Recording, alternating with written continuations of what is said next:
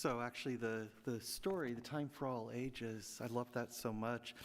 It actually made me think about a conversation the worship team was having just before the service. We were talking about lighting the chalice, and it's like, well, when do you light the chalice? You know, do you light it at the beginning? Do you light it at the end or at a special time in the middle? And it's like, well, you can talk about reasons for doing it at various times. You know, it's all good, and, you know. But really, if you think about it, you know, lighting this candle,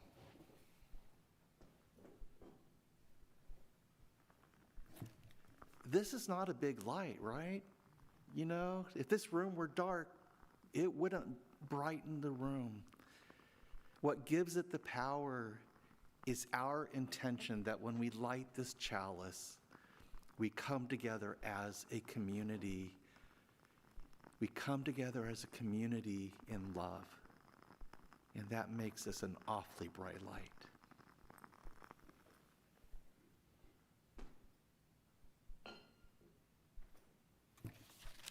And now we return to our regularly scheduled programming. So as I said earlier, we're talking about Mother Teresa. And you know, I was fascinated with Mother Teresa when I was growing up in the 70s. I think I first learned about her in an article in Time magazine and might have actually heard about her in school. And you know what, I was just amazed how she dedicated her life to serving what she called the poorest of the poor in Calcutta, you know, meeting their needs of body and spirit. You know, and she would say, God so loves the world, and he sends you and me to be his love and his compassion to the poor. Now, as someone living a very suburban life on the outskirts of Salem, Oregon, you know, I just found this whole thing both inspiring and inconceivable. You know, what kind of faith made it possible for her to do that, right? What kind of faith made that possible? Okay, now, fast forward about 30 some years to 2007. It's 10 years after she had died, and a book of her letters came out, personal letters, including letters she had written to her spiritual director. And from these letters, we learned that for the last 50 years of her life, she felt complete absence of God. No sense of God's presence for 50 years. I think she said there had been one moment when she attended a service somewhere where she felt a glimpse, and then that was it.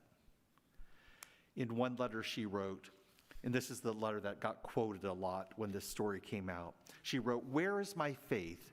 Even deep down, right in, there is nothing but emptiness and darkness. My God, how painful is this unknown pain. It pains without ceasing. I have no faith. I dare not utter the words and thoughts that crowd in my heart and make me suffer untold agony." Like many people, I wondered, how could she have done the work she did when her life was consumed by doubt? And again, I found the whole thing inconceivable. So when Raj offered this as a possible topic for the auction sermon, I jumped at it. Not because I had any answers to those questions, but because I wanted to tackle it. I wanted to see what came out of it. And it's like I said, it's such a rich topic. You know, because yes, her story, her life story can seem inconceivable in many ways, but it's also just a very human story. A very human story of faith and doubt. And that's what I want to explore today. So to get started, I actually looked back to see what did people write when this news came out. And I found that basically the responses typically fell in one of three camps. So the first camp were people who took delight in this. And, you know, I'm looking at you, Christopher Hitchens, you know, who despised Mother Teresa. He said that she provided subpar medical care, she mismanaged funds, that she promoted suffering as a good. You know, it's pretty ugly stuff, you know, but to Hitchens and, you know, some other folks, the letters were evidence of that she was a phony saint, you know, that her piety was hypocritical. Then there's the second camp, and these are people who saw spiritual significance in her loss of faith and who would say, well, she didn't really lose her faith. And the reasoning generally goes like this. They say that what Mother Teresa experienced was a dark night of the soul. Have you heard this term? So this comes from Christian mysticism, actually from St. John of the Cross, who was a 16th century monk, Spanish monk. And, what he talked about was that for some people, especially people who, are really on that spiritual journey, they travel so far that they get to the point that their old ways of thinking and believing and living kind of fall away and sort of a new way of being emerges. And the dark night of the soul is sort of what happens in the middle. When the old has fallen away, but the new has not yet emerged. And they said basically, Mother Teresa was just in a dark night of the soul, so this wasn't really a loss of faith. Now, the problem with that is, it's basically she never got out of the dark night. She's like a moth, a caterpillar that never left the cocoon. And so that's kind of a tough argument to make. As one Catholic writer I found said, no loss of faith, just a transformation. All right. Well, that brings us to the third camp.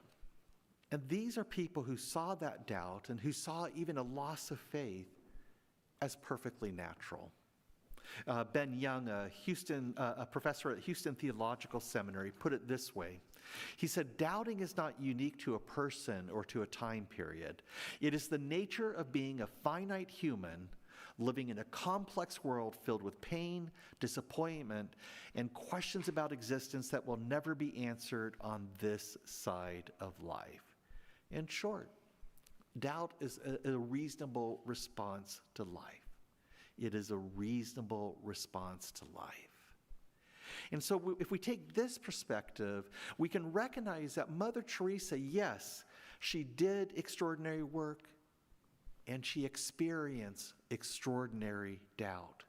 And that's okay. We can hold these truths together. We don't need to explain away one or the other. Now, I think that this is something that we can all take comfort in, because I suspect that many of us go through spells when the whole church scene, the music, the ritual, the words, it all just leaves us cold and dry. I remember going through a spell like that when I was in seminary, which sounds a bit odd, but actually I think it was kind of common. But, there was this moment when I just felt disenchanted with faith. Disenchanted with faith in general, disenchanted with UU, disenchanted with Christianity. And all I wanted to do was just get away from it. I just wanted to get away from it. And that's something I've heard from other folks as well. The urge to get away, it's not to get away from the words and music and ritual. It's often to get away from other people who seem more content, right? People who aren't feeling doubt. And I think this makes sense because when we go through that kind of dry spell, we can feel like we don't belong. That this isn't how we're supposed to feel, that this isn't what faith is supposed to be. And so we just as soon stay away. But I think that's where Mother Teresa can help us. And as Ben Young said, he said the problem is not that we doubt, because again, doubt is natural. The problem is that we doubt alone. We doubt alone. And so when the stories about Mother Teresa came out, he actually said that this loss of faith, it helped him, and he thinks it helped other people because it helped them make peace with their doubt, to see that they weren't alone. And so I love that. But actually, I would take it even further. I think Mother Teresa can help us think about faith in a whole new way. And here's what I mean. So let's say there's times when we just doubt the whole UU thing, right? We doubt the whole scene. When it feels like there's no point in showing up here. Maybe there are times when our values and principles seem like empty words, or it sounds like the teachers on the Peanut specials. Wah, wah, wah, wah, wah, right? So perhaps in those times, we can stop worrying about those words and ideas and just put faith in one another. We can show up here not because of what we believe, but because of how we love. We can show up because we believe in caring for one another. We can show up because we believe in caring for people in the community around us. And here's the beauty of it. We don't need to believe in anything to love. We only need to believe in love itself. We only need to show up.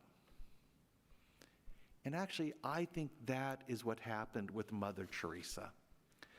She might have lost faith in God, but she did not lose faith in love. And this was actually a recurring theme in her ministry. You know, we think about everything she did, trying to feed people and trying to give them the best care possible. And she did that. She put her life to work doing that. But she also said, above all, she wanted them to feel seen and loved. She said it this way once. She said, there is a hunger for ordinary bread, and there is a hunger for love, for kindness, for thoughtfulness. And this is the great poverty that makes people suffer so much. I think that is what made it possible for her to do the work she did. She believed in love, and she believed in showing up. Actually, in one letter she wrote, if I ever become a saint, I will surely be one of darkness. I will continually be absent from heaven to light the light of those in darkness on earth.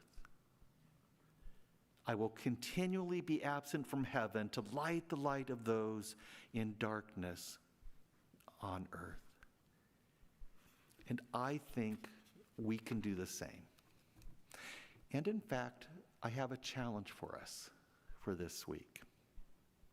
I challenge each of us in the coming week to find a moment to bring light to someone else. It can be buying a cup of coffee for a stranger. It can be holding a door for someone, unexpectedly, or just offering a kind word, just out of the blue.